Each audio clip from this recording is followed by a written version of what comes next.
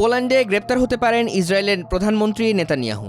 সংবাদ মাধ্যম রিজেক পস পলিটাকে দেওয়া এক সাক্ষাৎকারে এ সতর্ক বার্তা দেন দেশটির উপপররাষ্ট্রমন্ত্রী লাদিস্লো বার্তোস উস্কি। তিনি বলেন, আমরা ইসরায়েলের প্রধানমন্ত্রীর দপ্তরের কর্মকর্তাদের জানিয়েছি যে যদি নেতানিয়াহু পোল্যান্ডের সফরে আসেন তাহলে আন্তর্জাতিক অপরাধ ট্রাইব্যুনালের পরোয়ানা অনুযায়ী পদক্ষেপ গ্রহণ করবে পোল্যান্ড সরকার, কারণ আমরা আইসিসির নির্দেশনা মেনে চলার জন্য চুক্তিবদ্ধ।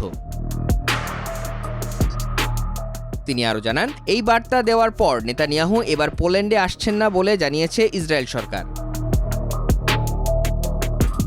ফিলিস্তিনের গাজা উপত্যকায় নির্মম সামরিক অভিযান পরিচালনার নির্দেশ এবং সেখানকার বাসিন্দাদের খাবার, পানি ও ওষুধ থেকে বঞ্চিত করার অভিযোগে গত নভেম্বরে নেতানিয়াহু এবং ইসরায়েলের সাবেক প্রতিরক্ষা মন্ত্রী ইয়োয়াভ গ্যালান্টার বিরুদ্ধে গ্রেপ্তারি পরোয়ানা জারি করেন নেদারল্যান্ডসের হেগে অবস্থিত আন্তর্জাতিক অপরাধ ট্রাইব্যুনাল।